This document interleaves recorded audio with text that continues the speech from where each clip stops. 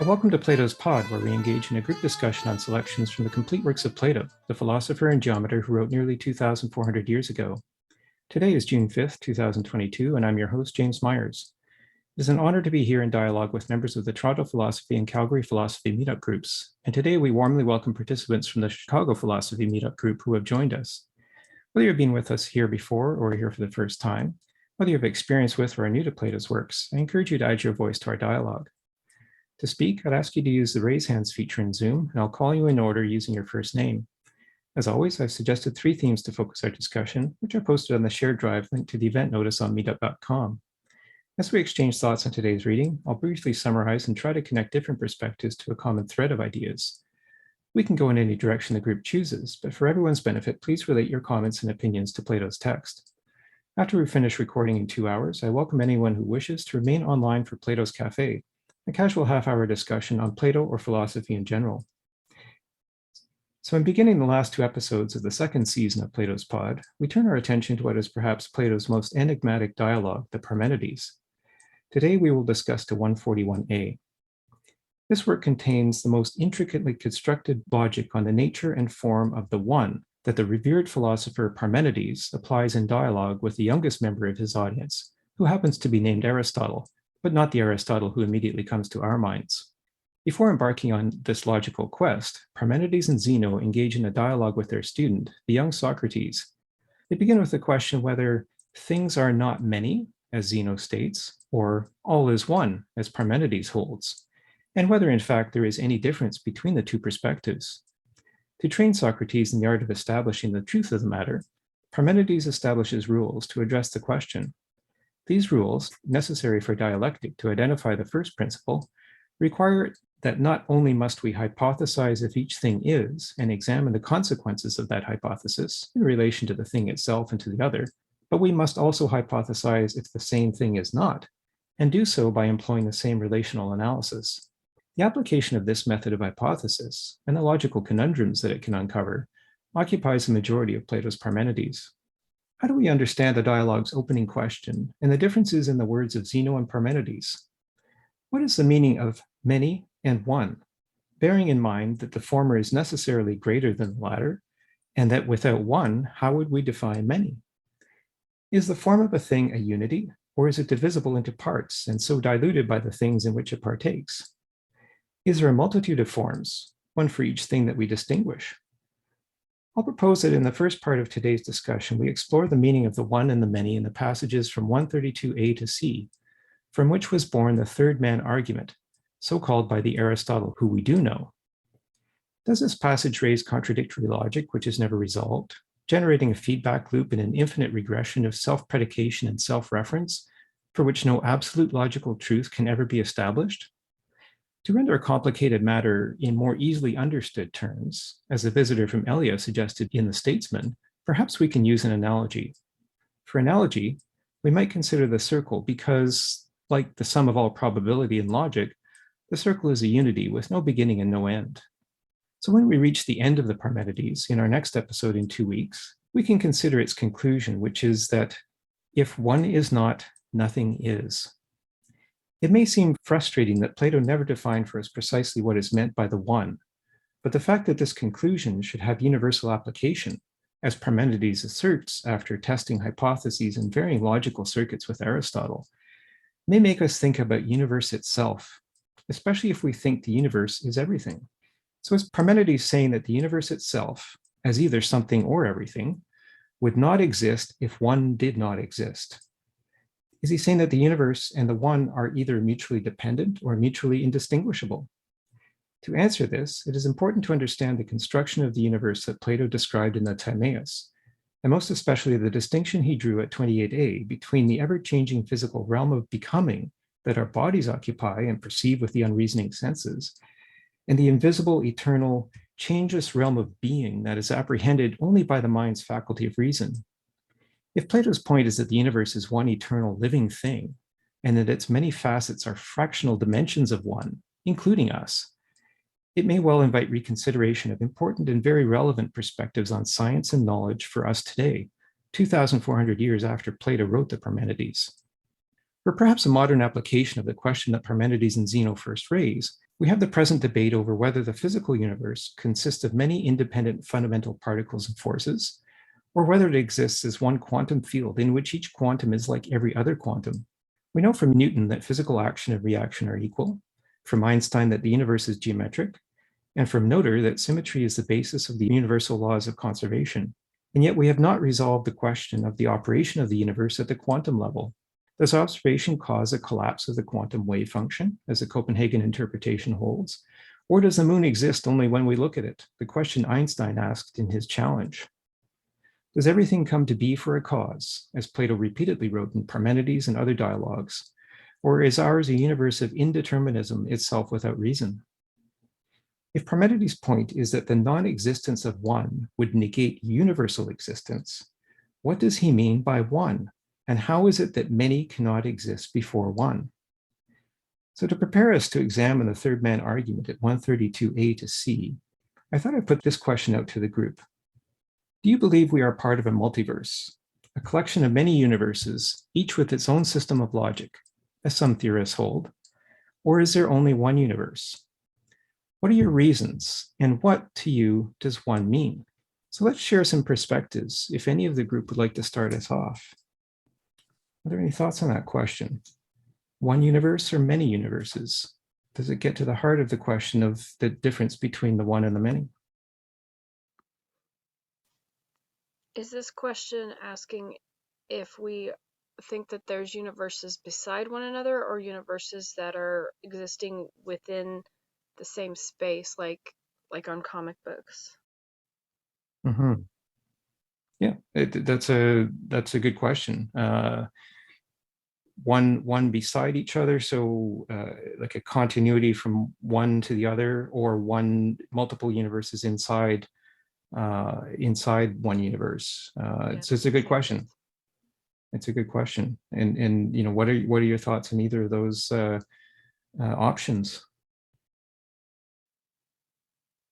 Yeah, I don't think that they would exist in the same space. I think if there are other universes, they're beside one another. Mm-hmm. Okay. Well, let's take some other perspectives. Let's go. I see JK with his hand up, then Steve, then Yasaswi. So we'll start with JK. Yeah. Oh, when you ask this question and you try to answer it, it's you have two options, right? It's either one or the many. Right. So it depends on your perspective, right? Mm-hmm. So from the Tao Te Ching, it says that if you have desire to see things in that perspective of many, right? If you have the desire, you'll see many, right? But without desire, you can maybe take a different perspective. You see it as one. So that it's possible that that you can't answer the question unless you take into consideration your own perspective. There's no objective way of concluding whether it's one or the other. It depends on your perspective. Thank you. And I would wonder how Timaeus 28a that I mentioned in the introduction fits with that. The notion that the universe, the physical universe at least, is split in two different components. There's the eternal changes realm of being and the ever-changing realm of becoming. And the ever-changing realm of becoming is the realm that we occupy. And that's maybe, as you said, JK, one in which perspective is really crucial. So thank you. And we'll go to Steve and then Yasaswi. Good morning. I think of it as the possibilities of, it's like the same way that if you roll a dice and you get a 1, there were 5 other possible worlds or possibilities, but you don't necessarily think about those. And I think, to the best of my understanding of the quantum many worlds interpretation, that those other pathways possibly exist from just from the wave function. But the same, if you put it into human terms, of our everyday terms, when you think of Robert Frost's poem about the 2 paths that split in the woods, And I took the less traveled one, but I think mostly when people think about that, they think about going off on your own and exploring the path that had been less traveled and maybe more interesting. But he really emphasizes in the poem that he's looking at the other path and realizing that he's never going to go down that path. So there's a sort of bittersweet feeling of the path you're on and all the other paths that you could take. So I think, if I look at the text from 131A to E, and if I just pull out some of my highlights, start with there are certain forms from which these things, by getting a share of them, it's like you're getting a share of the other things.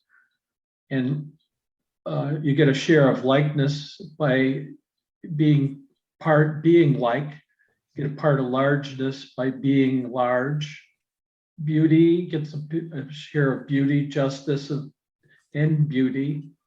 So does the thing get a share as it shares from a whole or from a part? So where are we getting a share, as JK say, it's perspective? Are we getting our share from the whole, or are we getting a share from a part of it? And then it's the questions asked, do you think then that form as a whole, one thing is each of the many?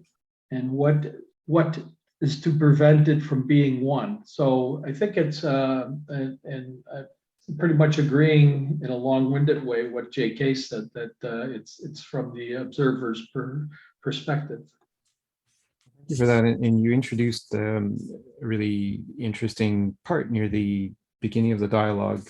This is the question that is asked of Socrates. This is around 131B or C. Socrates, he said, "How neatly you make one and the same thing be in many places at the same time. It's as if you were to cover many people with a sail and then say that one thing as a whole is over many. Or isn't that the sort of thing you mean to say?" And they use that analogy, and I mentioned that in the introduction, that in The Statesman, the visitor from Elia said that when there's a complicated thing, often you can understand it better if you use analogy. So here they've used the analogy of a bunch of people standing around and they've got this big fabric or sail covering them. And the question is, does each person share in a part of that sail or in the whole sail? And so Socrates replies, perhaps. So he's sitting on the fence. And then the question goes on, in that case, would the sail be as a whole over each person, or would a part of it be over one person and another part over another? And Socrates responds, a part. And then they go on to ask, then are you willing to say, Socrates, that our one form is really divided? Will it still be one? Socrates says, not at all. And so that line of reasoning goes on until Socrates says at the end of that section, by Zeus, it strikes me that it's not at all easy to determine. Where is the distinction drawn between the one and the many? So thank you for that, Steve. We'll go to you, Saswi. Hello. I was thinking that the one or many universe question, it can't be empirically demonstrated from my basic understanding of astronomy at this point. So I really don't know how to answer it. But I would say for physical sciences, it probably should be empirically demonstrated. I think, I don't want to sound rude, but it sounds a little bit like speculation at this point. Absolutely. And could it ever be proven? Could it ever be proven empirically that there is one or many? And I think that maybe gets down to the definition of, or how we define one and many. So this is why I started with that question, because I think it does maybe depend on perspective, but I think it also maybe depends on definition. Jason, your thoughts? Well, I was just wondering what people have to say about the problem of psychology as opposed to something empirical. I don't know how Plato handles that. And what do you mean by psychology? Well, your speculation, assuming that there must be other alternatives, this tends to be something we think rather than have empirical evidence of it. A good question. And it makes me think that really, are we talking about a system of logic here? And logic as it applies in the psychological context of the mind. And when we ask, is there one universe or many universes, are we asking really, is there one system of logic that ties everything in existence together Or are there multiple systems of logic so that one system might operate to a certain point in one universe and then another universe takes over with a different system of logic, right? Because if there was a multiple and they all had the same system of logic, wouldn't they be one? Like what would differentiate them in that case? And I think it's this question of differentiation, I think, that is particularly critical. There's the section in the notes that are on the shared drive. Maybe I'll just put this on the screen. So I've got here on the screen the notes that are on the shared drive. And this is the point that man does not participate in knowledge itself, or man does not partake of knowledge itself. So again, this goes back to the construction of the universe. And so I think I often go back to Timaeus 28a in a lot of things that I discuss about Plato, because it's really the way that Plato presents the universe to us as being of two things. There is the changing, ever-changing, not completely knowable realm of becoming, and that's the realm that our bodies occupy. There is birth, maturity, decay, and then death. That's everything in the physical universe tends to entropy, maximum disorder, and that's the realm that we exist in physically. But there's also the separate realm that we exist in mentally, and maybe just to pick up on the word psychology that you used, and that's the eternal, changeless realm, which neither increases nor decreases. He calls it the realm of being. It's eternal and it has no beginning and it has no end. So transcending the realm of becoming is this eternal realm of being. And so here in this section from 134a to E, they're making the point that we don't have access to eternal truth. We don't have access to eternal truth or knowledge itself. Maybe I'll just read this, 134a.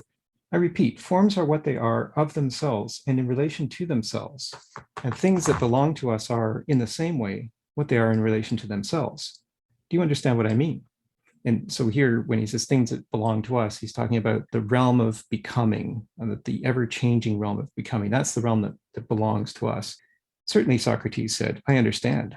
So too, he said, knowledge itself, what knowledge is, would be knowledge of that truth itself, which is what truth is. Socrates says, certainly. But wouldn't knowledge that belongs to us be of the truth that belongs to our world? So again, that distinction between the realm of becoming and being. And wouldn't it follow that each particular knowledge that belongs to us is in turn knowledge of some particular thing in our world? Necessarily, Socrates replies. But as you agree, we neither have the forms themselves, nor can they belong to us. Yes, you're quite right. And surely the kinds themselves, what each of them is, are known by the form of knowledge itself. Yes, the very thing that we don't have. No, we don't. So none of the forms is known by us because we don't partake of knowledge itself. It seems not. Then the beautiful itself, what it is, cannot be known by us, nor can the good, nor indeed can any of the things we took to be characters themselves. It looks that way. Here's something even more shocking than that. What's that? Surely you would say that if in fact there is knowledge, a kind itself, it is much more precise than is knowledge that belongs to us. And the same goes for beauty and all the others. Yes. Well, whatever else partakes of knowledge itself, wouldn't you say that God more than anyone else has this most precise knowledge? Necessarily. Tell me, will God, having knowledge itself, then be able to know things that belong to our world? Yes, why not? Because we have agreed, Socrates, Parmenides said, that those forms do not have their power in relation to things in our world, and things in our world do not have theirs in relation to forms, but that things in each group have their power in relation to themselves. Yes, we did agree on that.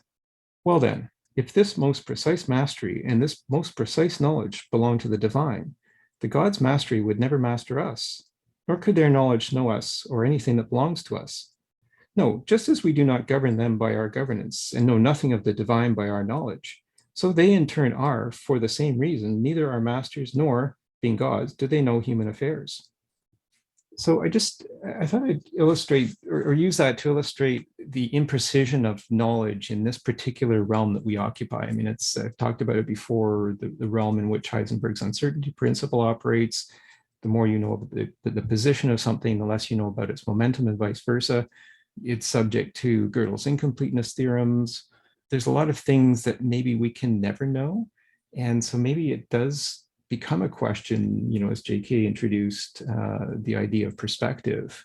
And so we're left with perspective, but in our perspective, in our individual perspective, is there something that we can point to as the one, as one universal composition of logic? Or is it something that we can't define? And this is maybe part of the challenge that people have with Plato, is that he's presenting us this whole dialogue in which he talks about the one, but he never defines the one.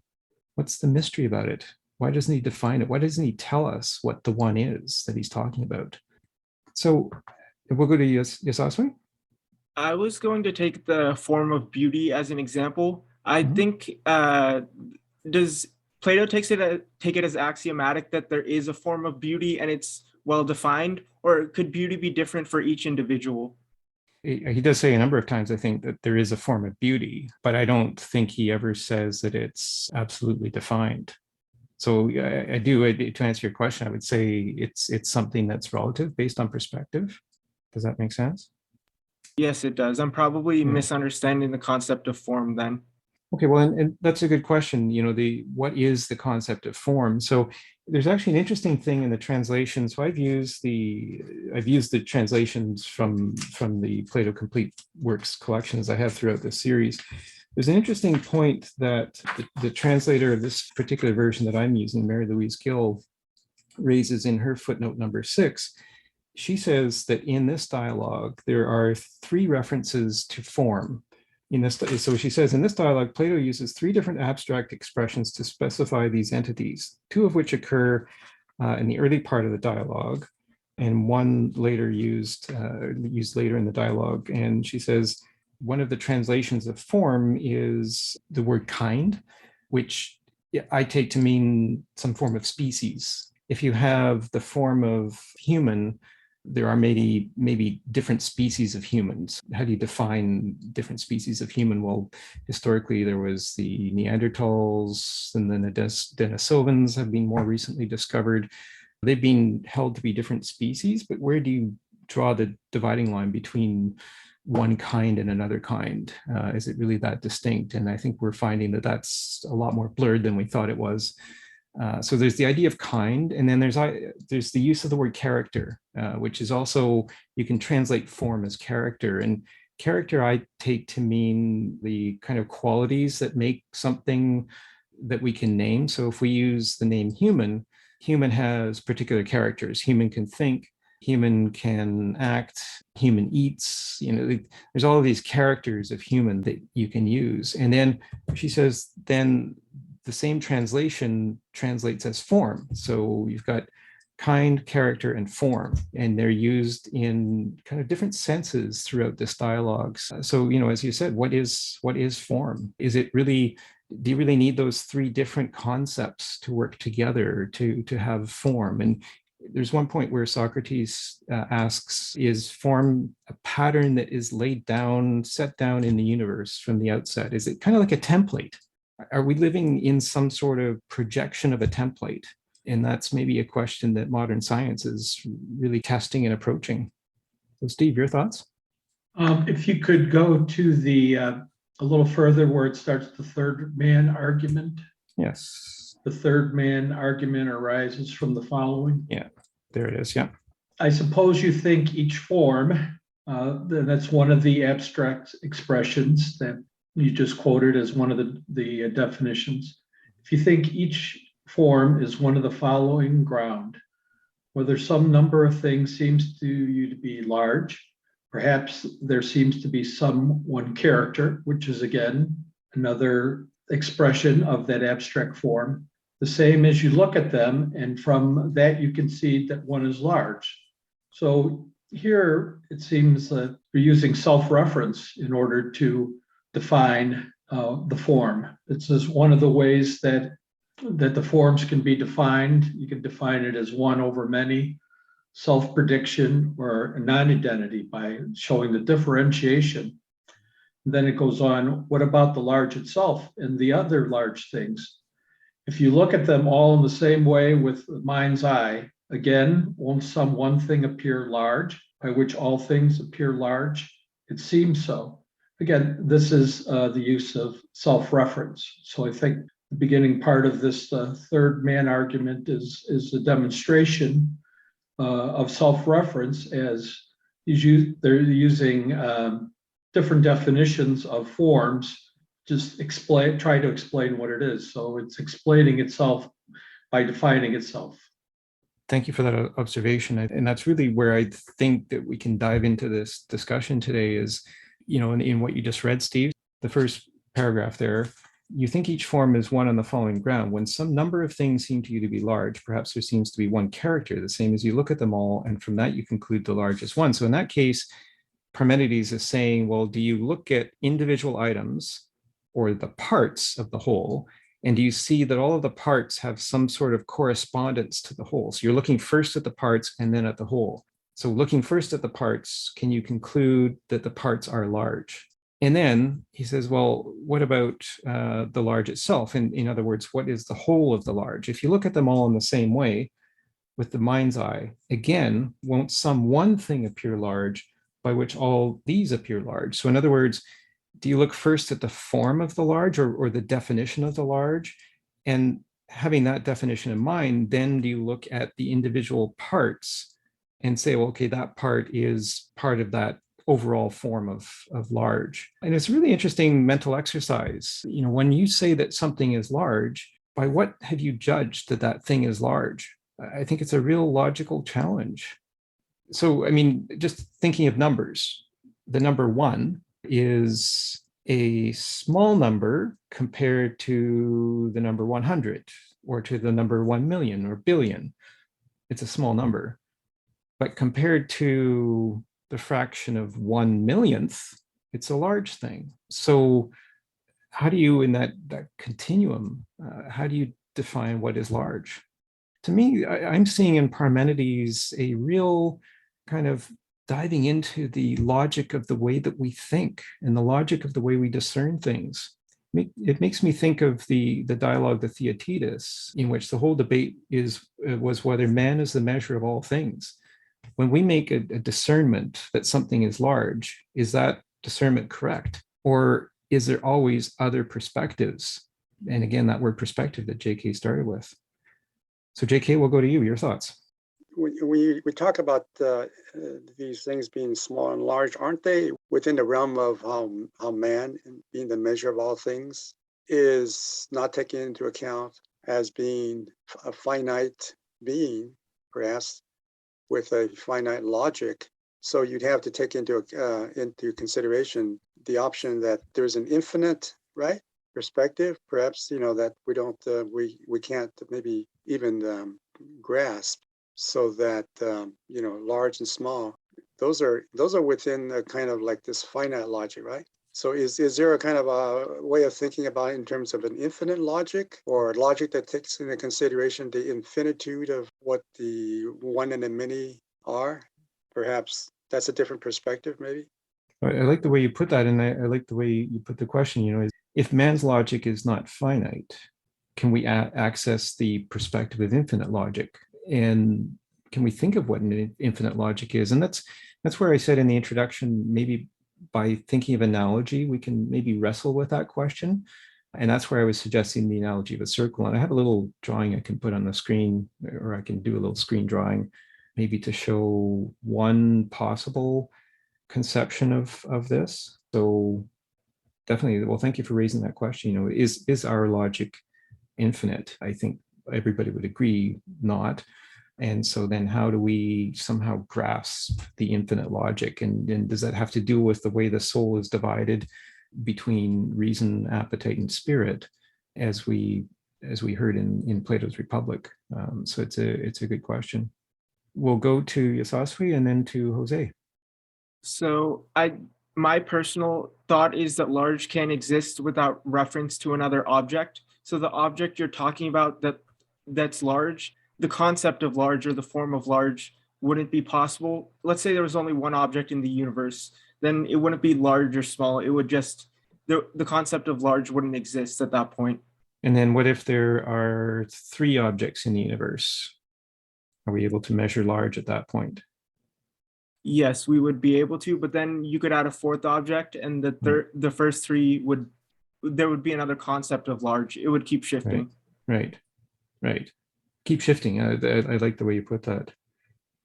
All right, well, let's hold on to that thought. Let's hold on to that thought and see if maybe the analogy of a circle might help with that. Jose, your ideas? Yeah, maybe I need some help here. I was getting confused with attributing to logic adjectives like finite or infinite or different. We started talking about universe and maybe another universes follow a different logic. Then I heard about our logic maybe is finite and we cannot understand infinite logic. So those are, when I think of logic, I was never thought of using those adjectives. So I just want some help in understanding what that is. What is infinite logic? What is different logic? Logic, from all the definitions I have, there are types of logic, right? Deductive, inductive, abductive, and there's one more about logic by analogy or metaphors. But I don't understand those concepts of infinite and different logic. So I'm just asking for some help. Thank you, and that's a great question. I think there's reference to particular kind or particular type here. I don't think it's not used directly with the word logic, but I that's how I connect it. So that there could be one particular thing can have a specific logic that is particular to it, but then there's a general system of logic to which that particular item belongs. So an individual piece of logic would have, in my thinking, a beginning and an end pertaining only to a specific item. But that specific item is then part of a greater system involving more items. As Yasasui was saying, every time you add an item to the universe, our sense of the overall logic keeps shifting as a result. So that's the distinction I draw, is that a specific thing can have a particular logic that pertains to it, but that logic has a beginning and an end. However, does each particular item of logic in this universe then tie to a universal logic? Or is somehow each particular thing somehow separate from the universal system of logic? I think it's a very good question. And I'd like to get people's views on that. Just because something has a specific logic, does that mean that is then part of a complete universal system of logic? So go to Steve and then Yasasui. I would look at it two ways. I think what Plato is doing here is taking a meta view and delving into logic itself. What is logic? There's two ways of looking at what he's saying. Is our cognitive bias. When we're doing logic, we have to realize we're framing it. We're framing it by the only reference points we have. We have the reference points of being a Homo sapien on the earth and dealing with our evolved perceptions and cognitive abilities. So I think that's one part of it, is realizing that there's a frame to this logic, that it isn't necessarily that from our perspective, we might not be able to see all of the different possibilities. So there's a limit to it, and just as broadly saying, our cognitive bias, that's mostly psychological, but there's also evolutionary senses and our abilities, but also then looking into the process of logic, where they're defining differentiation of forms, and they're getting into our endless regression, where you're always saying, what is large? Large is large because of largeness. Well, then you put that explanation of largeness into that group also, and then you're saying, okay, well then that largeness, L1, is in that group of largeness. Well, then we'll have that group, we'll have another group, which would be L2. So now is L2 different than L1? So you have two groups. You have the largeness, you have the idea of largeness within that set of largeness, and then you have a set that includes largeness and the idea of largeness. And now is that set different than the other? So I think what they're trying to do is show, what Plato's trying to do is show this endless regression of what knowledge is and to show the limitations therein. I like the way you put that, and yeah, it was very clearly, I think, described. And so I think maybe the question is whether it comes down to some absolute truth.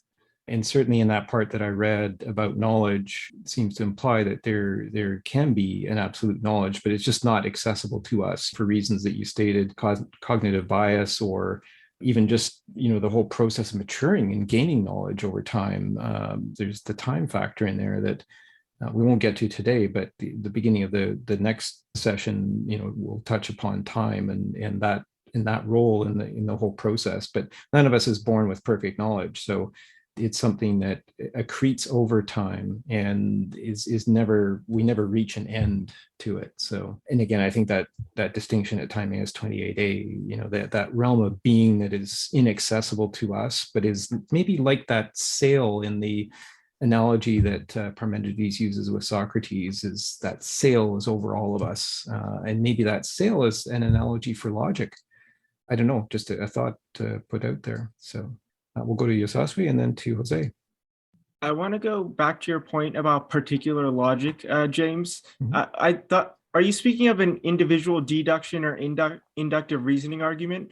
Because I think an individual deduction can be wrong, but the system of logic, if you don't engage in logical fallacy, it can't be wrong, based on how logic works and is defined by human beings. I wanted to go back to the point of infinite and finite logic. I don't think there is an infinite or finite logic. I just think if done correctly, logic is not perfect, but like consistent with itself. I like the way you put that, consistent with itself. And that's why I'm suggesting the circle analogy. And maybe what I'll draw on the screen shortly might help to demonstrate that.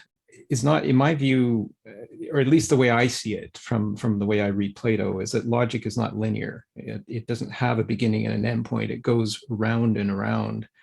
And the thing about a circle is it has no beginning and no end. So as long as logic is consistent with itself, it can go in that circle. It has no beginning and no end. There could be broken logic, of course, and we see many examples of that in our modern day. But yeah, I like how you said that logic consistent with itself, and it's that consistency. And maybe in the sense of infinite logic, maybe that means consistency forever, regardless of the time. And again, that's really where 141a in this dialogue picks up, is understanding the connection of maybe logic to time. So thank you for raising that and putting it that way. I think it was very helpful. We'll go to Jose and then JK. Yeah, a couple of interesting comments that I heard. First, James, at one point you mentioned the logic of it. That to me is something very significant, because in some courses of critical thinking, they offer some form of study and they say the logic of it. And I say, well, wait a second. I don't understand the statement, right? And they use it, for instance, to say the logic of a career, the logic of a job, the logic of etc. So to me, at one point, these things don't have logic. They have a description, they have certain things. So I'm always confused when I hear the logic of it. That's one point. Second point is, I've come to believe in the past, before I started reading philosophy, I like the word meta. And I like the word meta because meta means beyond where you are at, in my naive conception, right? So the question about the question to me is a meta question. Or for instance, if you go in physics, metaphysics is beyond what you understand physics. So then I thought, when I was hearing about all this logic, maybe there's something about meta logic or philosophy of logic. And in fact, when we were talking, I was just Googling, and there is a very large study field of the philosophy of logic, which means that we sensible particulars of the world see logic in the way that Yosaswi was describing and I was describing before, as made up of three or four types of logic that we use in order to have, call it correct reasoning. So that is the sensible particular, to put it that way, of this form of logic. But maybe there's something beyond that, and that's probably what I understand is infinite or finite. So I made a note here to read a little more about philosophy of logic, because maybe my view of logic is very constrained by what we humans have defined logic from a common sense perspective. Well said, and I'd like to join you in that reading of metalogic. I think that would be really fascinating to understand the state of the discussion on that. And certainly, again, that makes me think of that analogy that Parmenides used with Socrates of a number of people standing around with a sail over them. And is that sail an example maybe of metalogic? So each one of those people in that group has their own logic developed over time based on their own particular circumstances. But is that sail an example of the metalogic that would apply to them all? And in that case, to go back to the question of the third man argument, does each one have a share of that total sail, if that's the analogy for logic, or is that whole over each one of them? So it's a question of parts of the whole. So I like the way that you raised that. And then also when you said logic of it, I think the word thing in this dialogue is very important. And maybe when you said it, I equate that with thing. And so the word thing is used with throughout this dialogue and in a lot of Plato's dialogues too. And I think the reference to thing is anything that we define as being separate from something else. So for example, there's this thing that I call me, and it is separate from everything else in the entire universe. I have this particular property, I call it me, and there's me and there's other. So me is a thing, and everything else is other things. And so thing is anything that has a particular property that does not belong to anything else. And this is where I think there gets to be a lot of confusion, because we use the same names in different ways. And I think that's maybe what we found in the Statesman. And yeah. Just to finish that point, James, the logic of it or logic of thing, I have difficulty with the language. I don't know what that means. Does that mean, for instance, does that mean an explanation of how that it or that thing became to be the way it is right now in front of me? Is that an explanation? Is that therefore a causal chain of events that brought that to that point? I just don't understand the language. The logic, and I've heard it now often, so I say, well, I better understand it because I've heard it a few times. The logic of things, the logic of it. One example I heard, which was to me was revealing, is the logic of history. The logic of history, but history doesn't have logic. History has a sequence of events, but maybe there is some logic to the logic of history. But I'm trying to find an analogy, like somebody to tell me the logic of it is like asking yourself the explanation of it. Maybe that isn't, but something like that. What you just said about the logic of history makes me think about Plato's Meno, in which Socrates says that all knowledge is recollection, and then he further defines it as knowledge is the account of the reasons why. And so maybe each separate thing has its own account of reasons why that thing exists. And then that takes one back to the beginning of whatever caused that thing in the first place. And here we encounter Plato always saying that everything that comes to be in this realm of becoming has a cause. And so maybe each thing has a separate cause.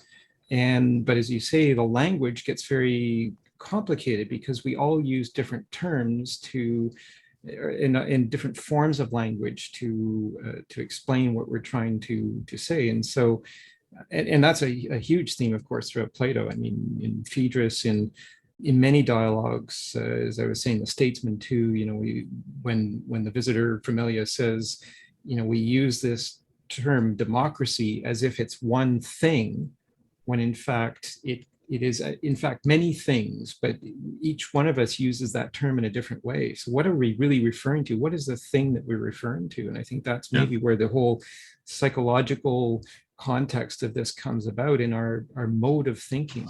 How do we get on that same mode of thinking? It's something that also, just to finish this, but Steve mentioned something about when he was talking about a little logic about your beliefs, your predispositions to certain values. So when you think about the logic of it, if I use it, for instance, hey, James, what was the logic of your action? That's pretty simple, right? Because you can say, well, before you act, you usually conclude on some action. And you conclude on some action based on some reasoning that you've undertaken, assuming that you didn't just react and yell at somebody, right? Something that has been deliberate. And you reach a conclusion based on whatever premises of information you have, which is basically an argument to yourself. You reach a conclusion and you act. So when somebody says, well, what's the logic of doing that? I understand that language. But what's the logic of a rock, right? So that's why I made the immediate assumption that they mean, how did that become, what's the explanation of that rock to be there the way it is, with the colors it has, with the attributes that you see. That's all. I don't want to take more time on the subject, but it just puzzles me sometimes, the use of that word and that language I don't understand. And it's not you. I've heard it before. Yeah. No, you raised so many great points there, and I would just add, when you say the logic of a rock is a physical thing. Is there a different set of logic for physical things? Newton says for every physical action, there's an equal and opposite reaction. So is that a different logic than the logic that applies to our own mental processes, which is not subject to that same physical restriction? So many questions here, and I think it's so important to understand how everything comes to be and how everything is constructed. And I think that drives us to our conclusion that we'll talk about in our next session. So thank you for that. We'll go to JK and then to Steve. Yeah, try to answer some of those questions about logic. It seems like each philosophy, right, written by a philosopher has a different understanding what logic is. In existentialist philosophy, what is the logic there? How do you?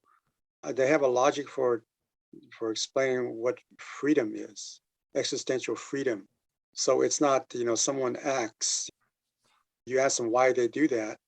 They may not be able to explain, give you the cause and this and that, because that would go into all kinds of theories of determinism and so forth. But they're going to say, the existentialist philosopher says that, well, because I'm exercising my free will. It's my free choice. That's the logic there. And in terms of history, I think Hegel would be a great exponent of the logic of history, because he explains everything in history as a logical progression of dialectical logic. In terms of dialectical thinking, dialectical logic has not been mentioned, which is that things occur, and there are opposites, contradictions that occur among events, and then they lead to a progression or a process of change and leading to other events. So there is a logic there that Hegel tries to explain. But the idea that there is that you can arrive at an absolute, that there's an absolute that human beings can understand, comes into question, which I guess every philosopher could posit that they can understand the absolute or not understand the absolute. But the idea that every system is consistent within itself, but is that system complete? Is the question, right? Complete and consistent. And that's what Guido said, right? That no system is both complete and consistent at the same time. Now, what kind of logic did he rely on to come to that conclusion? Could you answer that for anybody? My answer would be the diagonal argument, although I don't know how specifically he exercised that. I haven't studied his system of logic. I've heard that term, the diagonal argument, which resonates with what I was going to draw on the screen. So, but if anybody else has any answers to your question, JK, it's an excellent question and a really excellent observation that each philosophical branch has its own system of logic, perhaps, and it can be internally consistent, but as you said, incomplete. And so is there some point that consistency necessarily breaks down or ends if something is not complete? It's a really good question. And again, it gets us to the question is there one single system of universal logic? If we live in one universe and there is only one universe and none other, then the system of logic, it would seem to me in that universe, both physical logic and metaphysical logic, to borrow from a term that Jose raised, would have to be both complete and consistent. Otherwise, I don't think we could call it a universe. And maybe that goes to the question of meaning. What do we mean by when we use the word universe? The root uni meaning one, and verse perhaps meaning existence. So thank you for those excellent observations and questions, JK. And we'll go to Steve and then Yasaswi. As I understand Gödel's incompleteness theorem, Russell and Whitehead attempted to make an axiomatic proofs of mathematics, a complete proof. And Gödel, again, in my limited mathematical understanding, he used formal language to take all parts of those axioms, and he was able to show that there could be no complete definition, because as in what we're trying to show of the forms here, you're always relying on one given to explain what you're given. So the basic axioms are based on assumptions. So he showed that no form of logic could be complete. So then also going to, I'm not quite sure about Jose's hearing that logic is a thing. Logic, in my view, logic is a thing, that logic is a concept. So there you can define logic. I don't think, or I haven't heard it called that there was a logic of rock or of history or any of that nature. You use logic, and we're using logic to understand the forms and the many and the one. And then also the cognitive bias. If you do any logical study, you have to realize that there's cognitive bias on your part, that you cannot be completely unbiased. You know, that's the whole reason for double-blind experiments when testing drugs. So I think the real issue that is being addressed here with the forms is that there is no definitive logical way to place the forms in a logical system without going back to differentiation, one over many, or self-definition. That's a really interesting history that you presented of that, the Russell and Whitehead attempting their formal axiomatic proof. And I certainly I've seen Russell's great attempt. It's mind-boggling to try to understand and read it. What did he call it? His Principia, I guess. So yeah, so really interesting that history of how Gödel took that and said, as he said, that you're always relying on one given. So what is the cause of that one given that you're relying on? So thank you for that perspective. We'll go to Jason and then Mike. Yeah, I was wondering about the problem of the empirical almost suggests a metaphysics, but the psychological keeps trying to counter it. I was wondering if anybody had anything to say about that, or am I just getting the question wrong? I'm not sure. Empirical relies on metaphysics. I guess, do you mean by that you have to take a metaphysical perspective to observe the physical? Well, the physical has a metaphysics. Maybe it includes mathematics, but then the psychological keeps trying to counter it to some extent. Mm-hmm. Interesting question. Yeah, it makes me think of when we talked about the sophist, the idea that the form of the different pervades all forms. And when one says that which is not, the visitor from Elian, the sophist, says you can't negate existence. All you can say is, when you say something is not, all you're saying is that it is other than that thing.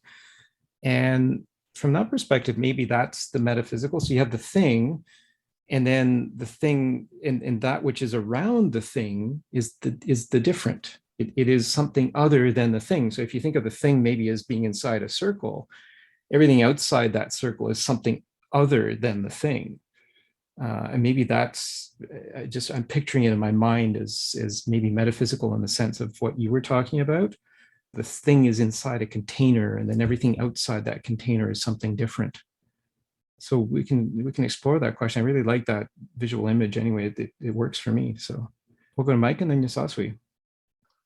From my own understanding, in the place of thing, I find it easier to use the Hegelian term organism. It implies it is organic and natural, and its logic is perfect in relation to its own system, or could be said system within systems.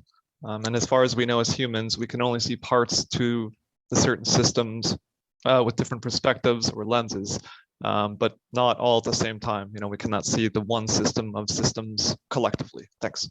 Well, that's great. Can't see the one system of all systems, and yeah, maybe that's the idea of universe itself. Is that the one system of all of the other systems or organisms, as you said, that it contains?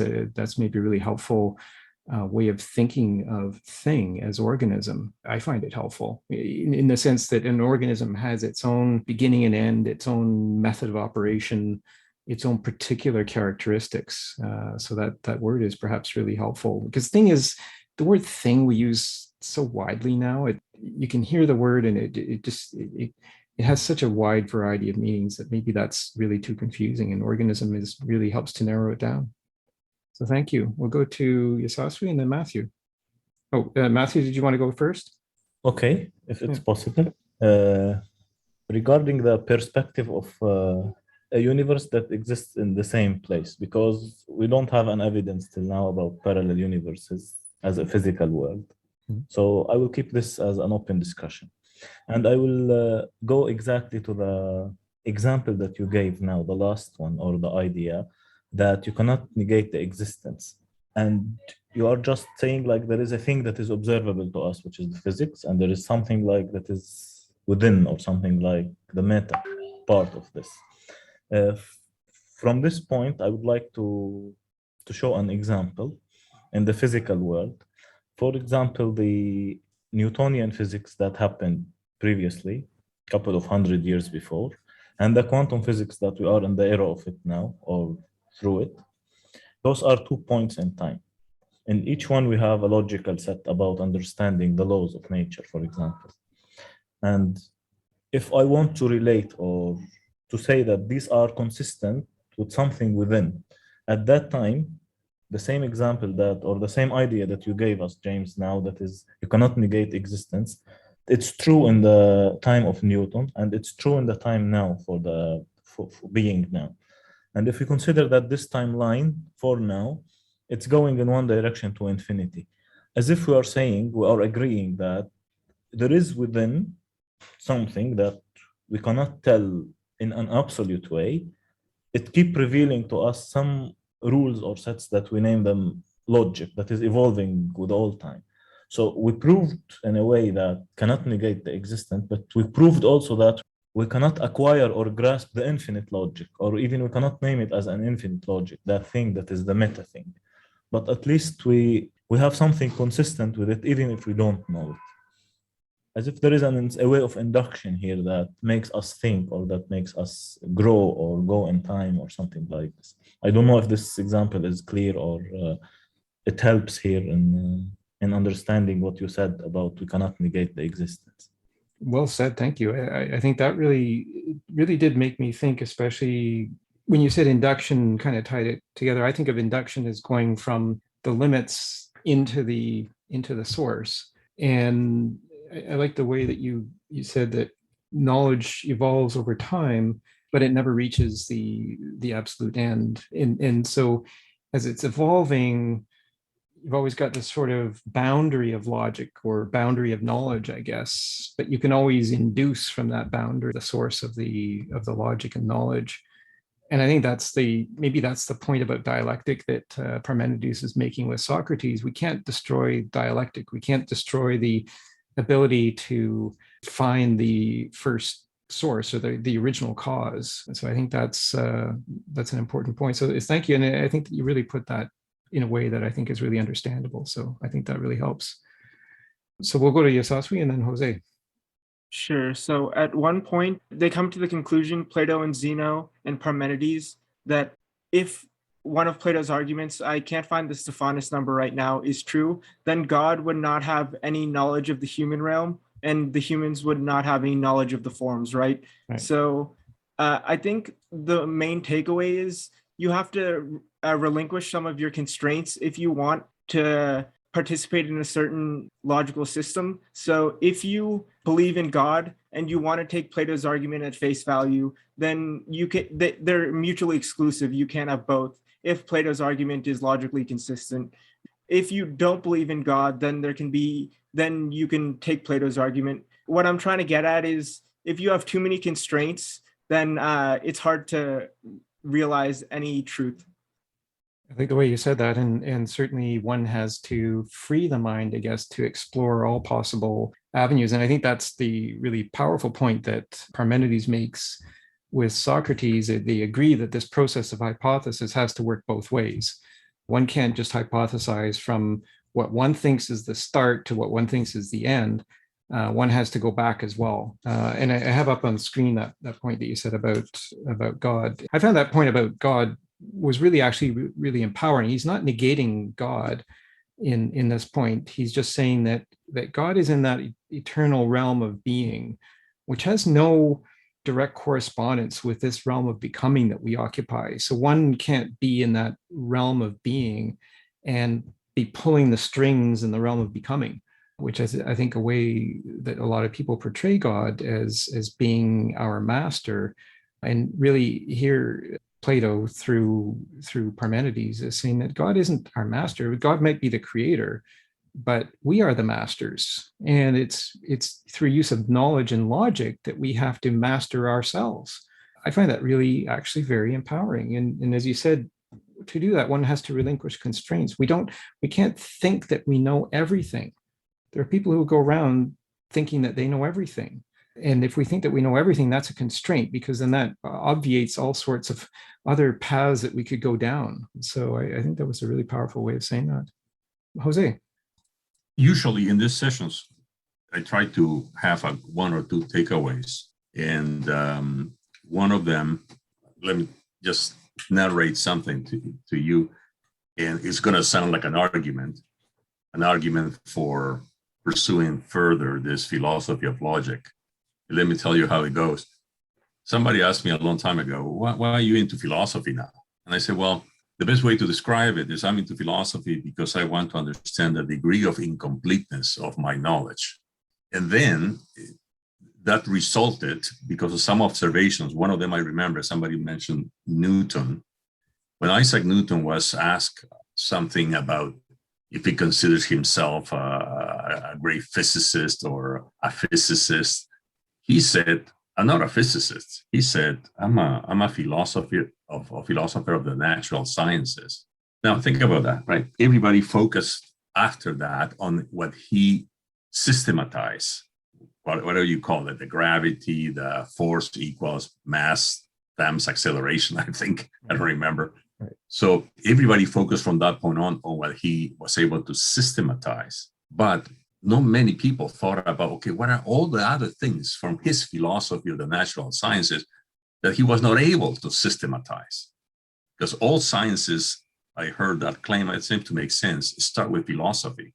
And they come off the philosophy lane once they are able to systematize the knowledge.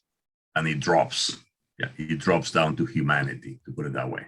So now that I heard again, I think it was Mike who mentioned the Hegelian, the logic of an organism. But this is the same back to the logic of something. So I'm clearly stuck on what the logic of something is until somebody is able to paraphrase it for me. As they say, if you cannot paraphrase something, you don't quite understand it. And paraphrase it in few versions in simple terms. Therefore, that's my conclusion. I think I need to get a little more into understanding what's meta to the logic system that we know today. That's great. And let's work on that paraphrasing and maybe find the analogy that really helps to understand that. I think analogy may be another way of saying paraphrasing. So and just to finish that point, James, when I think about my paraphrasing or when I hear somebody describing the logic of something, I think they are doing two things simultaneously. They are trying to break it apart and understand how the parts interact to create the whole. But to me, that's not logic in my current knowledge, but maybe my future knowledge it will be. That to me, that means basically the definition of analysis. What is analysis? Is to break something down in its parts and then understand how the parts interact with each other to create the whole. So if that's what you mean by the logic of it, I get it.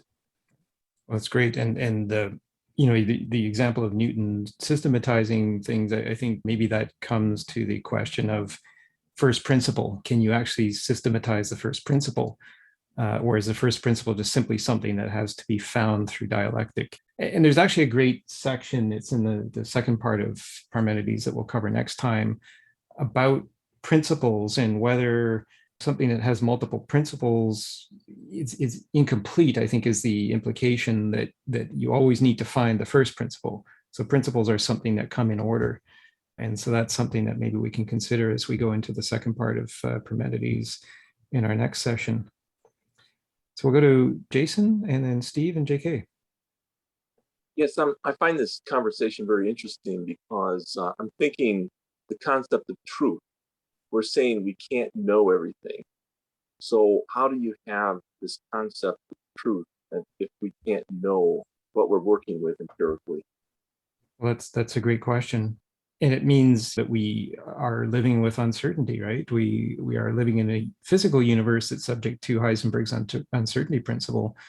So that if we know the position of an object, we know, the more we know about the position of an object, the less we know about its momentum and vice versa. So I think Plato is telling us here that we just simply have to live with the fact that we can never have absolute truth. But I think he's saying very clearly here and elsewhere in his dialogues that there is such a thing as absolute truth, but that is in the upper realm, as it were, the realm of being that is changeless. We live in this ever-changing realm, but the upper level of changeless realm that is never increased nor decreased, it just always is. That's where the absolute truth lies. And that is accessible, he says, or at least we can approach that by using reason. So the physical realm that we live in, we use our five senses. Our five senses, none of them has the capacity of reason.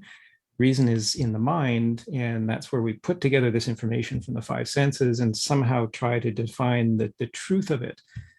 And through the course of one's life, one learns how to define the truth. And so here in this dialogue, Parmenides is saying, well, Socrates, you show some noble traits in what you're doing, but you haven't yet been gripped by philosophy. You haven't yet been trained in how to find the absolute truth, or at least to approach the absolute truth. And so then he puts Socrates through this process of hypothesis, or at least he shows the group this process of hypothesis, not with Socrates, but with Aristotle. And that's meant to show us how we can make our way through all of this uncertainty and approach something that resembles the absolute truth. I don't know if that addresses your point. Well, to some extent, yes. I'm also wondering, what if there are two people who are in disagreement and yet they are existing in the kind of truth? That does happen. I mean, absolutely. And certainly we see in the world today, in our technological world, where disagreement is amplified and broadcast widely and leads to all sorts of disharmony and discord between people. And so I think we need to find some means of moderating or mediating those disagreements and understanding each, maybe as Jose said, understanding what we don't know is more important than understanding what we do know. And certainly Socrates was famous for going around for observing that the oracle said of him that he was the wisest man, for he knew one thing, which is that he knew nothing.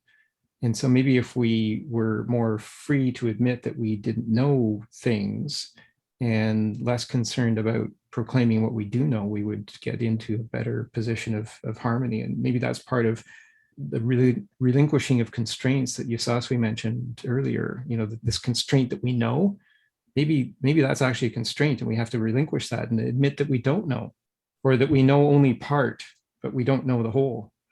And in discussion, discussions like this today, this is this process of dialectic that will lead us to or closer to true knowledge. So it's a really important point, I think, especially as technology becomes more and more pervasive and really is being used to amplify these differences. And is there a better way that, or is there a way that we can use technology to help us to understand the holes in our knowledge and together find a way of coming to some agreement about the things that we don't know. So a bit of my own philosophy there about technology. Yeah, So, it sounds like Plato is becoming very postmodern, though. Is that correct to say that? yeah, I mean, I certainly see Plato, I see more and more relevance of what Plato wrote 2,400 years ago to today's world. I see absolute relevance of it to today's world. And I've spoken, a number of times on what I think the relevance of his ideas are to quantum mechanics, for example, and the quantum computer. I've spoken about the qubit, the spherical object with a triangle spinning in it, which is going to transmit signals in the quantum computer. I see so many connections between the qubit and the 5 essential forms that Plato outlined in the Sophist, that I think that these things really should be better understood, and Plato not just simply dismissed as somebody out of touch with current times because he wrote 2,400 years ago. Maybe knowledge is something that actually goes around in circles and is not linear, so that we don't necessarily know more than they did back then. Maybe we're just part of this whole circle, and knowledge just keeps going around. And so maybe the ancients actually did know some things that we should now rediscover. So thank you for that observation. And then we'll go to Steve and JK. Could we move to your point number 3, the mean and the extremes in thought? Yes, I've got that here on the screen. Measurement of relativity requires knowledge of numbers and calculations. So reading from the first paragraph, yet on the other hand, Socrates said, Parmenides, if someone having an eye on all the difficulties we've just brought up and the others of the same sort won't allow that these are forms for things and won't mark off a form for each one, he won't have anywhere to turn his thoughts, since he doesn't allow that for each thing there is a character that is always the same.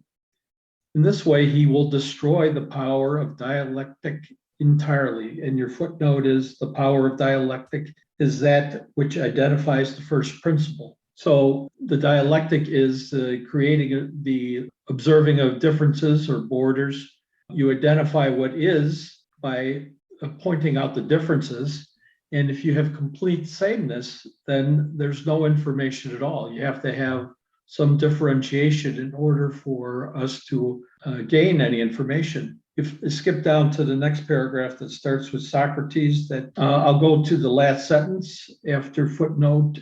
The impulse that you bring to the argument is noble and divine. Make no mistake about it. But while you are still young, put your back into it and get more training through something people think useless, what the crowd calls idle talk. Otherwise, the truth will escape you. So we talked last week or the week before about the mean and using that to look at absolute truth. So there are different versions, but you have to look at what is, for example, looking at the mean, say, Feynman's Histories Over Past, where you're looking at what is then we get back into the possibilities and the dice. What is for all practical purposes, what is the path that seems the most likely? What is the path that through logic we can deduce is the best path to take? So I think Plato is not destroying his own argument here. He's trying to poke holes into it and then answer it with that there is no completeness, and that you do have to at some point live as a human being in this world and use this predictive knowledge or this wisdom to navigate the best path in life. That's really helpful, and thank you for reading that part because I think it really helps to take us into the next part of Parmenides that we'll look at next time in 2 weeks. And it's the whole method of hypothesis that they're talking about here. And again, is man the measure of all things? If just because I say that a rock is a rock, does that mean that that's the definitive determination of what a rock is? Or do I have to go through all sorts of other hypotheses to determine what it is not before I can determine what it is? And that really is what they're saying in this section. Maybe I'll just go and just before we go to JK, I'll just read a little bit more of that section here in this paragraph that starts, the manner is just what you heard from Xeno, except I was impressed by something you had to say to him. You didn't allow him to remain among visible things and observe their wandering between opposites. And here he's talking about our realm of becoming, the visible things, right? Because in the realm of being, everything is invisible. And we like to think that if it's visible, we have knowledge of it. But here he's saying, no, if just because it's visible doesn't mean that we have knowledge of it. And then so Parmenides is saying, you asked him to observe it instead among those things that one might above all grasp by means of reason. In other words, the realm of being, and might think to be forms. And then they go on to say, or describe this method of hypothesis here, and maybe I'll just highlight this. So Parmenides says, if you like, take as an example this hypothesis Zeno entertained. If many are, or as the translator says, alternative translations, if things are many, or if there are many, what must the consequences be, both for the many themselves, in relation to themselves, and in relation to the one? And for the one in relation to itself and in relation to the many. And in turn, on the hypothesis, if many are not, you must again examine what the consequences will be, both for the one and for the many in relation to themselves and in relation to each other. Here he's saying that you have to hypothesize what the consequences are if the thing is, and also if the thing is not. And you do that hypothesis in relation to the things themselves, as well as to the others, the other things. So not just the one thing that you're talking about, but all other things, that the kind of meta thing maybe is a way of putting it. So we got one thing, maybe put that one thing inside a circle, and then you have to look outside the circle and everything else that's outside that circle. And so your hypothesis is working both ways, from the circle out and into the circle.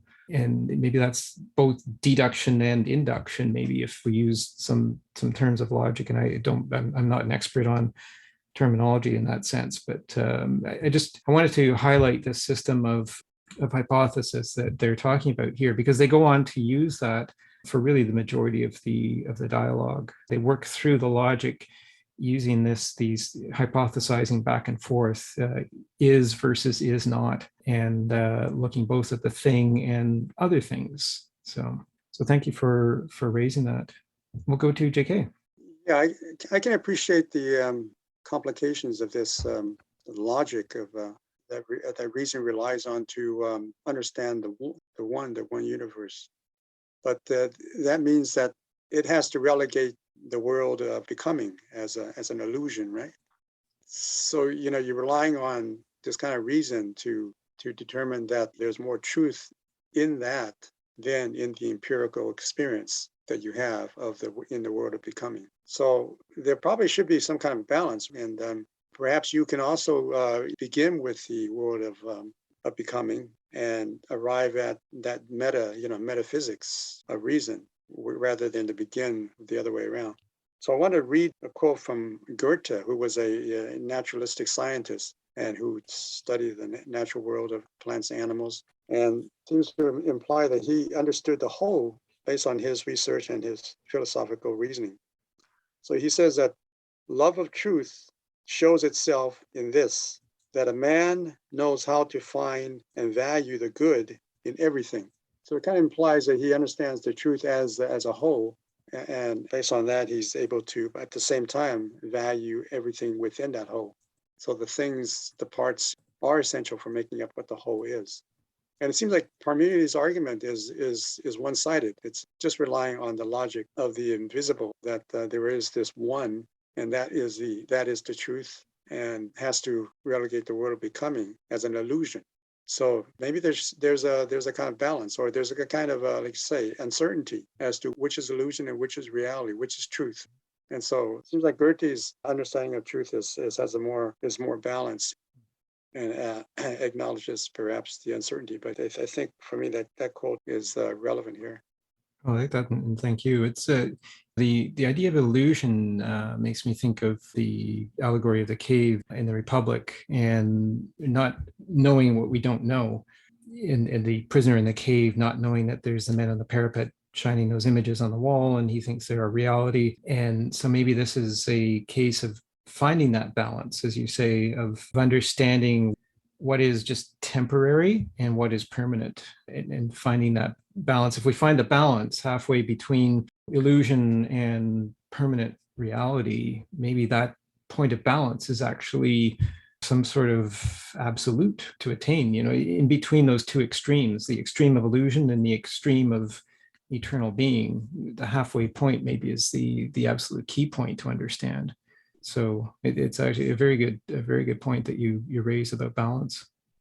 We do have a half an hour or so left, a little bit less than half an hour actually.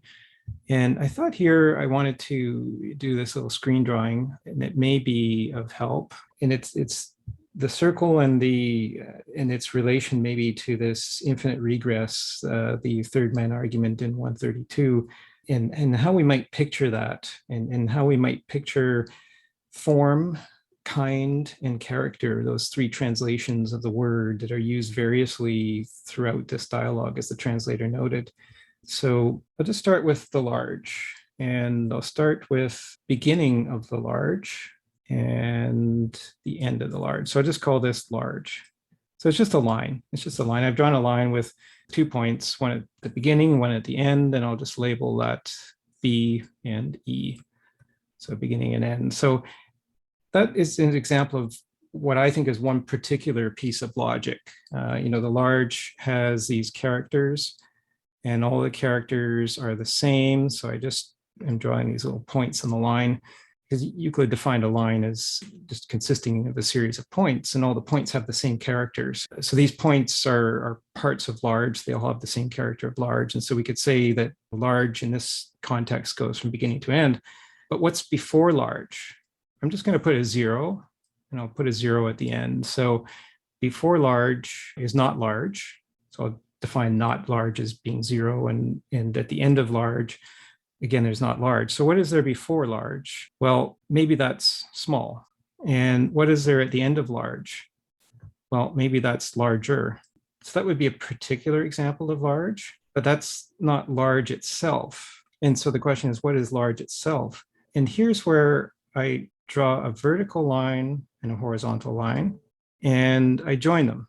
I join them at the point that I call beginning. And the horizontal line now has an end, as does the vertical line. So the vertical line end at the top and runs down to the beginning, which runs across to the end on the horizontal line. So beginning to end, the vertical line goes up, beginning to end, and the horizontal line goes to the right. So is that still large itself? Well, how do we define large itself? Well, large the ends need to meet for it to be self-contained.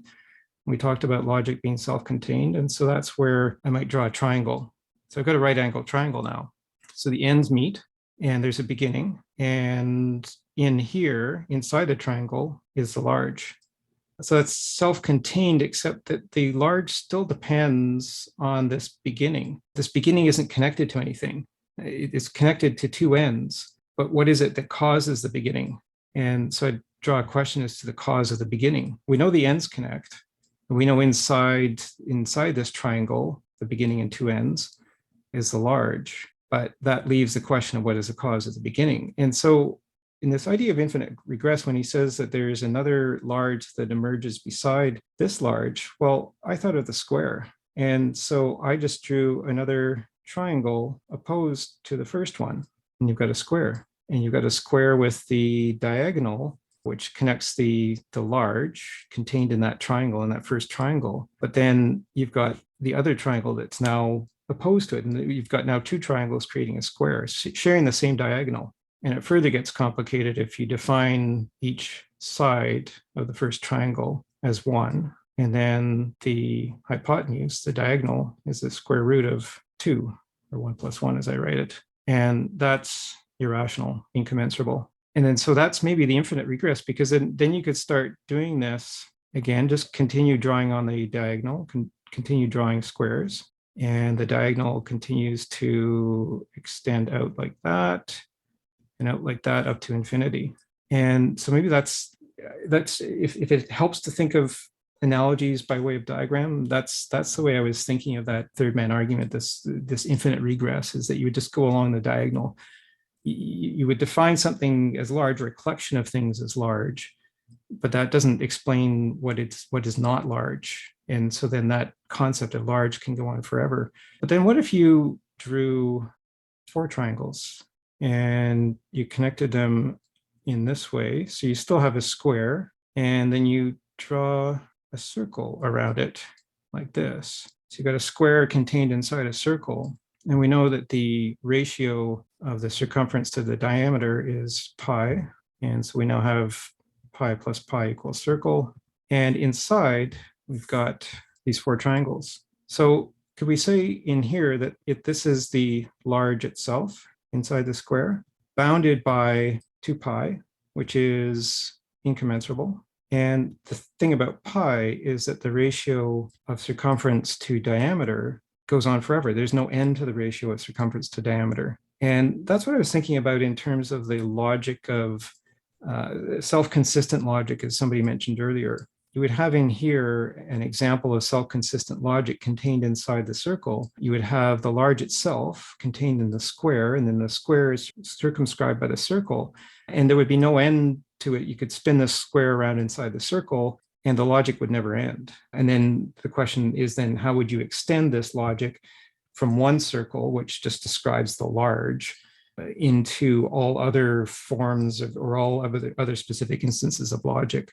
And so I just wanted to present that as maybe one kind of depiction of what they were talking about in the third man argument, 132a to B or C, in that area, the idea of the infinite regress, the problem of self-predication. Something begins based on an assumption of its predicate, then the question is, what is the cause of that? And then so you get this infinite regress. And so to have logic self-contained, it just struck me as the circle would be a way to contain the logic, because the circle has no beginning and no end. And logic, I guess, to be self-consistent, can't reach an end.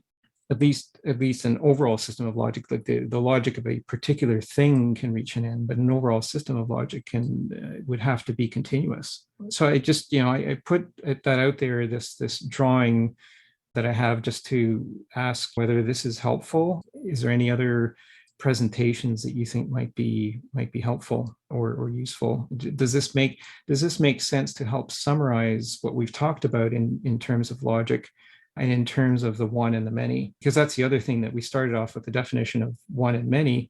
In here, the circle could perhaps be considered one, and the contents could express as many, but the circle itself is one.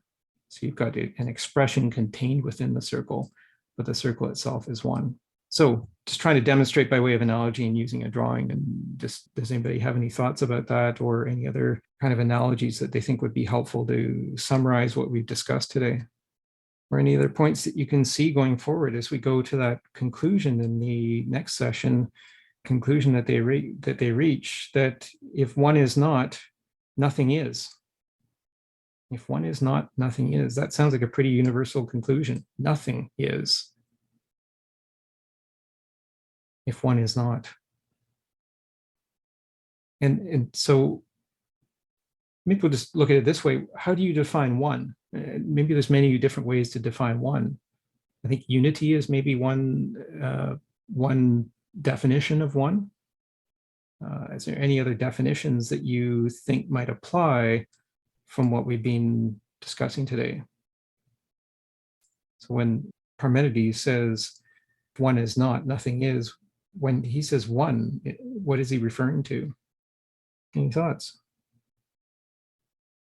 What do you think of the method of hypothesis that is going to occupy the majority of the dialogue from this point? Going back and forth, in this example that I've drawn, the word large is used, but each one of us has a different perspective on large. As I said, I think near the beginning, if I drew a number line, in fact, let me do it here on the screen. I'll just draw here a number line. I'll start at 0 and I'll extend it to infinity. And somewhere up near infinity, I'll put 1 billion. And somewhere close to 0, I'll put 1. And so on this number line, where is large? And how do we define large in relation to what? And how do we define many? So if I have 2 or 3, is 2 many? Is 3 many? Where does many begin in one end? So Steve, your thoughts? The way I framed this whole section was a discussion between ultimate reality and conventional reality. The ultimate reality, the idea of the ultimate reality is that there is some perfect form, say the circle as you're describing, that there is some perfect form, some ultimate reality beyond us. Being itself is considered to be a form which is ultimate reality. But then when we get down into the conventional reality, when we're doing the math and we're dividing things up and we're making comparisons and we're looking at differences between one and many and realizing that we're trying to understand things, the tools we have are describing the thing with a definition that's based on other things, that you might come to the conclusion then that the only ultimate reality is our conventional reality with all of its bumps and issues, that the conception of something over and above what we can actually perceive is necessarily by its definition beyond what we can see, which is going back to the very beginning to what J.K. said about the Tao, is the Tao that can be spoken is not the Tao. Interesting point in that distinction between ultimate reality and conventional reality. And again, I think Plato is one who would say that there is an absolute truth. And so there would be an ultimate reality that is absolute reality. But then that would raise the question of whether conventional reality, as you call it, is a random thing, or is there some order to the conventional reality? And I think a very empowering statement that was made in that part that we read about God not having knowledge of human affairs and not in control of human affairs, I think that's where we're being told that we do have the capacity to establish order in our conventional reality, and that conventional reality does comply with certain principles, and those principles are numerical and geometric. And that's why in the Republic, Socrates says that the first order of business for any philosopher is numbering calculation. And that's why I use that in the heading for the notes for this section. And certainly when it comes to measures like large or small, certainly numbering calculation is important in that context. But also in the context of logic, I think the number of times that logic extends, branches of logic, I see logic as a very geometric thing. Geometry in my world is the science of connection. And so logic is something that connects ultimately, I think, to itself, as I've drawn in the circle here. So thank you for that distinction, ultimate and conventional. I think that's really helpful. JK, your thoughts? Yeah, so this kind of idea of it extending into infinity, and that would be the cosmos, right? The universe, as assumed as being a universe of order. But would that also discount the idea of the reality of chaos, of disorder? Wouldn't the absolute have to also include disorder? Does being not have to also include non-being in its absolute being? Yeah, so those are questions I would raise.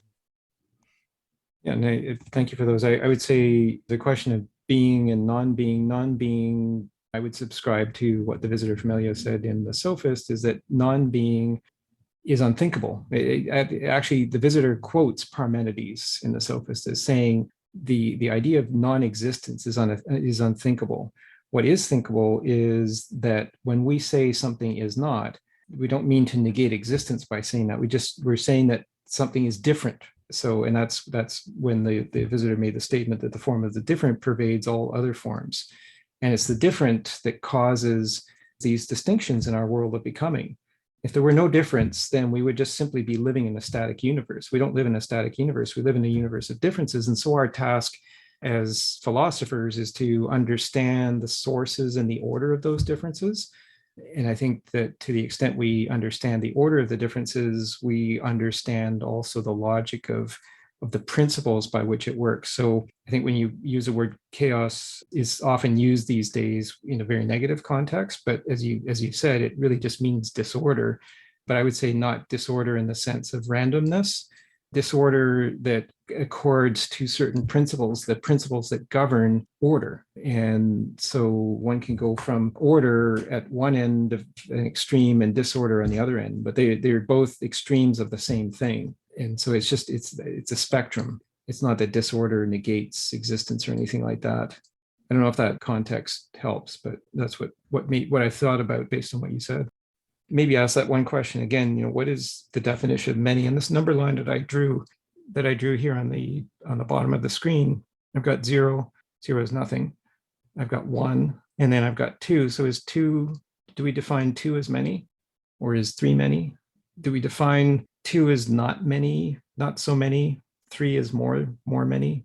It goes all the way up to infinities. When Parmenides and Xeno have that discussion at the beginning, are things not many or are things one? When Xeno says not many, is he defining many as 2? And then not many would therefore be 1, which is the same as what Parmenides says. Parmenides says all is 1. So are they in fact saying the same thing, which is the point that we started off with on today's discussion. So if things are 1 or things are not many, if many is defined as 2 and things are not many, so then things must be 1. Is it the same thing? This sounds like a riddle. Everything in Plato is a riddle, it seems. Like sometimes the professors of philosophy use this term. How would you resolve? They use I find that interesting. Resolve or solution that discrepancy. In other words, they give you 2 arguments or 2 cases, and then what would resolve the discrepancy? In other words, what different assumption would you make? Or what would you change in order for it to resolve itself? Right. So here I'm thinking, what happens if you don't call it many, but you call it more than 1? And then somebody said, well, can there be more than 1 if there is no 1? Well, the answer is no, because then I cannot talk about more than 1 if there's no 1. And is many 2, 3? I don't know. If many is all those points in that straight line that are more than 1. So can there be many and 1? Yeah. Can there be many or more than 1 without the 1? No. Anyway, that's neither here nor there, maybe. Well, I think you observed exactly what Parmenides says at 166b. So if 1 is not, none of the others is conceived to be 1 or many, since without oneness, it is impossible to conceive of many. So many is necessarily greater than 1, but we don't know how much greater. So I think that was a key observation that you made, which addresses exactly what Parmenides says, right, the paragraph before the end of the dialogue. And maybe it is a question of language, So I just wrote on the screen here a few terms that we might use for 2. Some might call it many, but I don't think many people would call it many. I think people would use the word few or a couple or more than 1. Just a side comment. This language business, I mentioned to you before that it caught my attention once, and only once, when somebody mentioned the arguments of Wittgenstein. The biggest problems in philosophy are problems of language. And you listen to it and say, what? I don't get it, right? But then you get into philosophy and you realize how important language is. And I read something else that I cannot remember where I read it, that the problem with language is that there are too many, or language or grammar, there are too many connectors. In other words, they were suggesting something like, when you speak, you only should use subjects and predicates with no connectors, because the connectors create not misinterpretation, but the multiplicity of interpretations. Connectors like verbs, connectors like conjunctions, connectors like all the other things that we learn in grammar. Anyway, I need to find it because I should have written it down. because it describes which ones should be part of a subject and predicate discussion and which ones shouldn't be. I cannot remember where I saw that or heard it. Anyway, back to the problem of language. That's really helpful. And I think that is a key problem or a key challenge. Certainly, language is the means by which the soul communicates, I would think, as we are communicating with each other now. Language is not a physical thing, it's an expression of the soul. And so one soul expresses things based on its own experiences.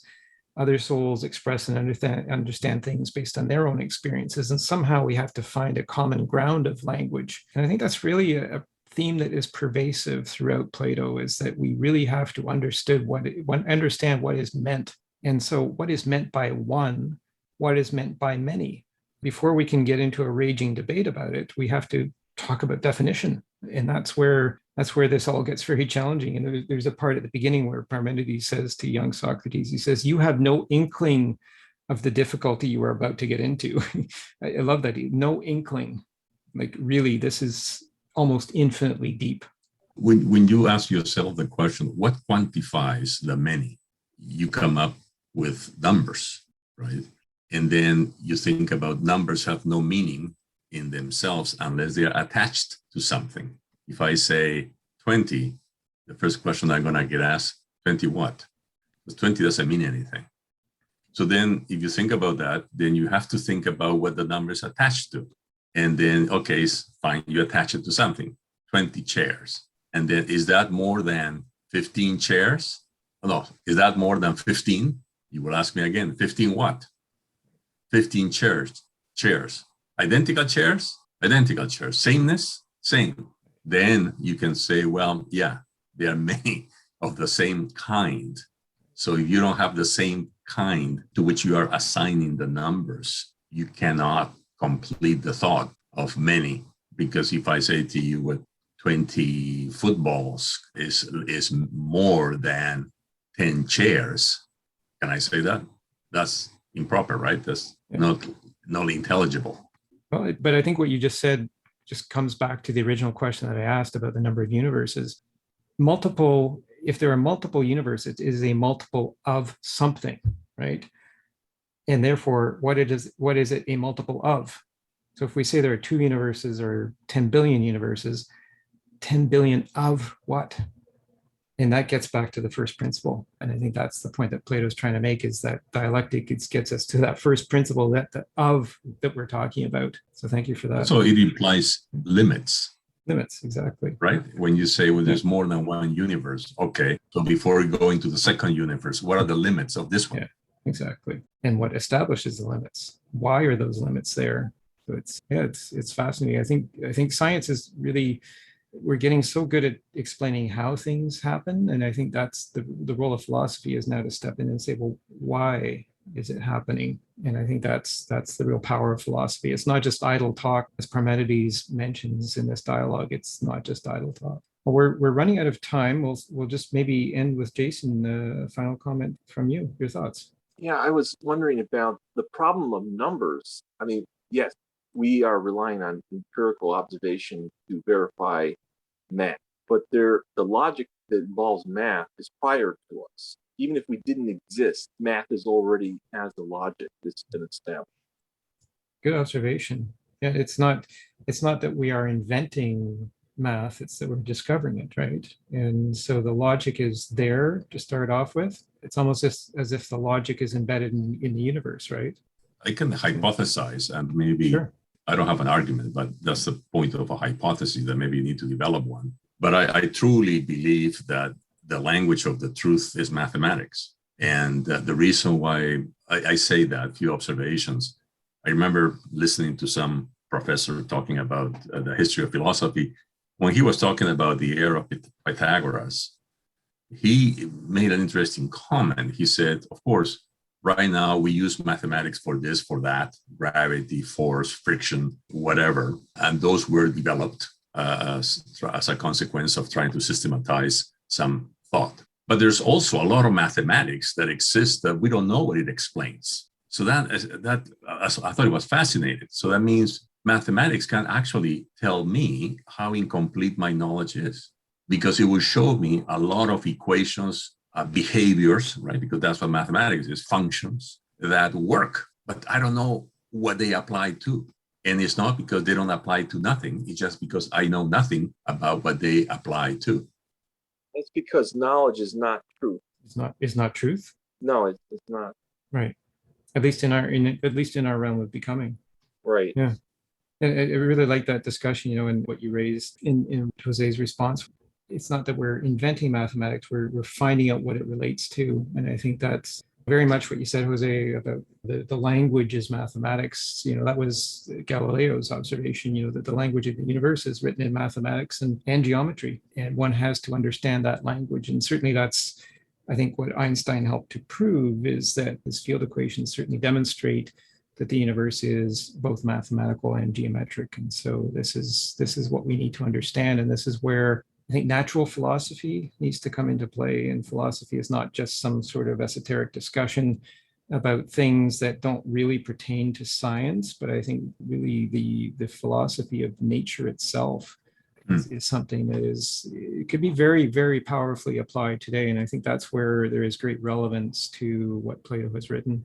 Yeah, and there's also the problem of we think that something is prior to us, that it's more true or it's true. That can be a problem sometimes. Absolutely. Yeah, it's just because it came before doesn't mean that it is necessarily true. It's still, we need to always look for that first principle. And so that could well come before that which became before us. Steve, some final thoughts? Just, I'd like to have a point of order. I don't think that Einstein proved that the universe was mathematical and geometrical. I think he proved that we could describe it that way. That's a good point. I think I would take that correction to what I said. Yeah, it can be described, and I was just going to say, and that's the physical description. It does not describe the metaphysical universe of the mind. It does not describe that. Yeah. In fact, what Steve said correlates to, at the beginning, James, you mentioned about the interpretation of Copenhagen, right, for quantum mechanics. And that's exactly the same situation. I mean, they have the function or the wave function, which predicts perfectly the behavior of the electron in quantum mechanics. But it doesn't say anything about what's in the black box. The black box is the source of the multiple interpretations, of which the Copenhagen interpretation is the most popular, but it has no consensus either, because it is like I like to use that term, the black box. You can perfectly predict the behavior, but you don't know why. You don't know what's happening inside. It's like somebody who's never seen an engine. You can predict the behavior of a car. You press the gas pedal and it accelerates. You don't know why until you start to do something else. And I found it fascinating. I had to read about it because a friend of mine is a physicist and he has developed an alternative interpretation. He doesn't know how to get the proper level of feedback because he was a physicist, but after studying that in Peru, I mean, nobody hires a physicist, right? So he had to finish his industrial engineering and find some work. But he always had that love for this thing. And when he asked me, help me disseminate this, is why can I help disseminate what I don't understand? And I had to do some basic research about all these things to understand the core of the issue, right? And it boils down to that, is an interpretation. So why couldn't there be an alternative interpretation that could help, for instance, development of the quantum computer, right? That there are limits today. They have, I don't know how many qubits of capacity they can use, where they could be using hundreds. I think that you can count them with the fingers of your hand. And you probably know more about that because it's a theme that fascinates you. In fact, news came out this week that they've just managed to entangle 216 qubits, which is just slightly more than double the previous maximum. So it's getting there. It's getting there, but it is something that we don't understand, as you said, and it is like a black box. And maybe that term could also apply to our minds, and because we cannot observe what's in our minds.